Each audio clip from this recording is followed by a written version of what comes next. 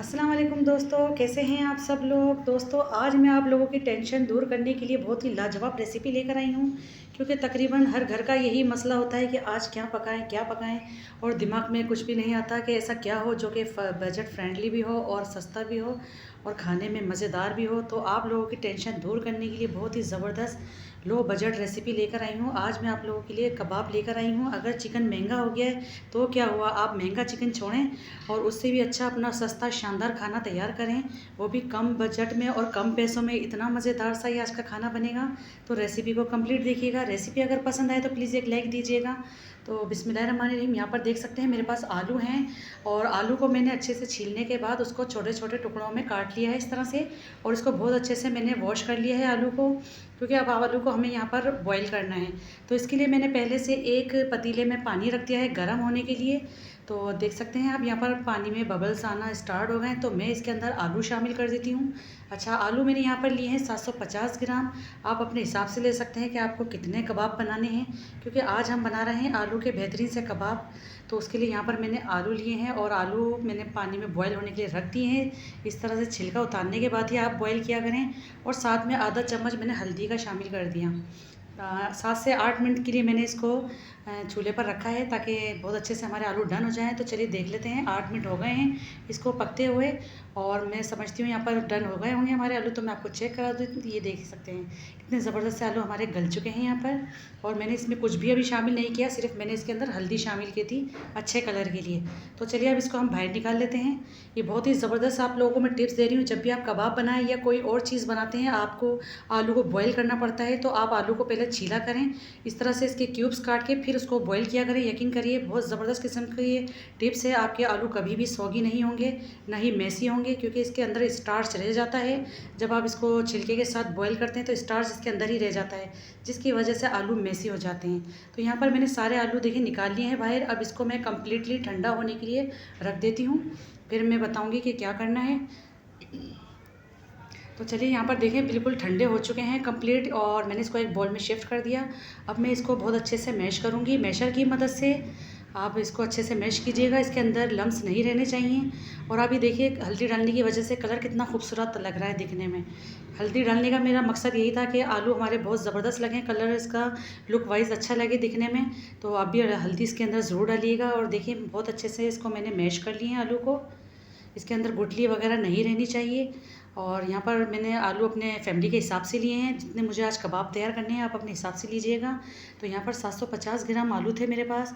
और यकीन मानिए इस तरह से बॉईल करके जब हम इसको तैयार करते हैं बहुत ज़बरदस्त सा हमारा आलू का बैटर तैयार होता है। तो सबसे पहले इसके अंदर मैं शामिल कर देती हूँ एक बड़े साइज़ की मेरे पास प्याज थी और 3 हरी मिर्चें, उसको मैंने बारीक चॉपर में चॉप कर लिया। आप भी इसको इसी तरीके से चॉप कीजिएगा। और 1 टीस्पून कुटी हुई लाल मिर्च शामिल की है मैंने यहाँ पर। नमक हस्बे ज़रूरत। पिसा हुआ ज़ीरा 1 टेबल स्पून और 1.5 टेबल स्पून शामिल कर रही हूँ मैं कुटा हुआ धनिया। हाथ से दरदरा सा मैंने इसको कूटा है। और यहाँ पर देखिए 1.5 टेबल स्पून चला गया है धनिया का, साबुत धनिया। अब इसके अंदर शामिल करूँगी मैं 1 टीस्पून चाट मसाला। इसके डालने से बहुत अच्छा इसका फ्लेवर आएगा और चटपटापन भी आएगा। तो इसके अंदर मैंने शामिल कर दिया चाट मसाला। अब यहाँ पर 1 टेबल स्पून शामिल कर रही हूँ मैं अनारदाना। अनारदाना आप जिस चीज़ में भी शामिल करते हैं उसको बहुत अच्छे से पहले वॉश किया करें फिर शामिल किया करें, इसके अंदर बहुत ज़्यादा डस्ट होती है। और ये मैंने सेम क्वांटिटी ली है हरा धनिया और पुदीना, इसको भी मैंने बारीक कट कर लिया। एक एक मुट्ठी के बराबर मैंने लिया था हरा धनिया और पुदीना।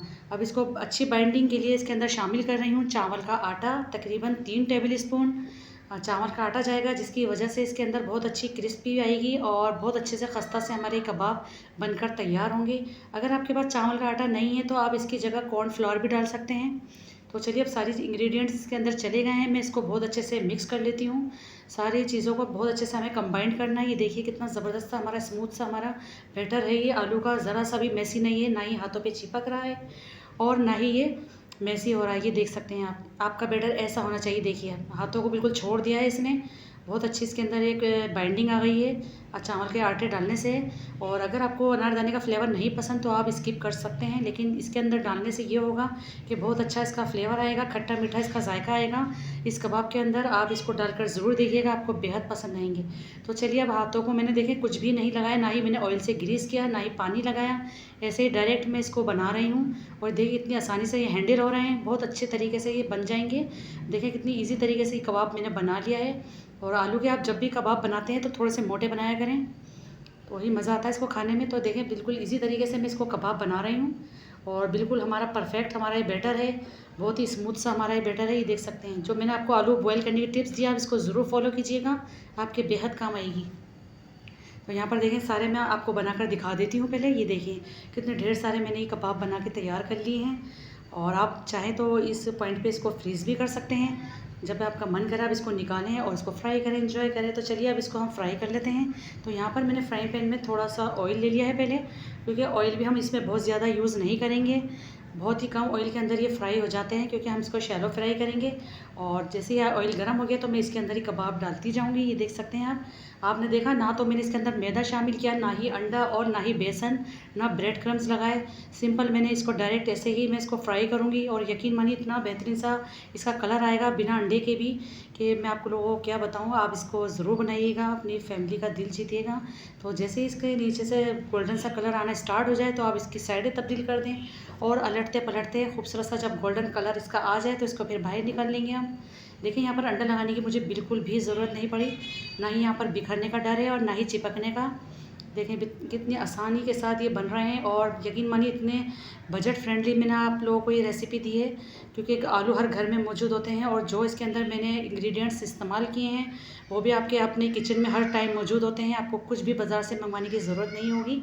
इंशाल्लाह ताला आप इसको बनाएं, आपको बेहद पसंद आएंगे। ये देखिए कितना खूबसूरत सा गोल्डन कलर इसका आ चुका है। आपके घर अगर छोटी मोटी दावत होती है तो आप उसमें भी इसको बना के स्टार्टर में रख सकते हैं। स्कूल में बच्चों के लंच बॉक्स में आप इसको रख के दे सकते हैं। यकीन मानिए बच्चे मज़े ले लेके खाएंगे और आपसे बार बार यही बनवाने की फरमाइश करेंगे। इतने लाजवाब, इतने बजट फ्रेंडली, लो कॉस्ट आपको मैंने आज आलू के कबाब बनाकर दिखाए हैं। यकीन मानिए आपको बेहद पसंद आएंगे। शाम की चाय के साथ तो बहुत ही लाजवाब लगते हैं, क्योंकि शाम की चाय के साथ तो अक्सर दिल करता है कि कुछ चटपटा सा मिल जाए चाय के साथ खाने को। तो यकीन मानिए उस टाइम के लिए बड़े बेहतरीन ये आज की रेसिपी है। टी टाइम में आप इसको ज़रूर बनाएं, छोटी मोटी दावतें हों या फिर आप अपने घर वालों के लिए ही बना लें।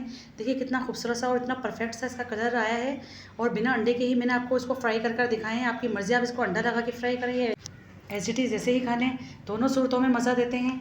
तो आई होप आपको आज की मेरी ये रेसिपी ज़रूर पसंद आई होगी। रेसिपी अच्छी लगी है तो प्लीज़ लाइक करिए, शेयर करिए, सब्सक्राइब करिए, दुआओं में याद रखिए, और मुझे दीजिए इजाज़त। अल्लाह हाफिज़।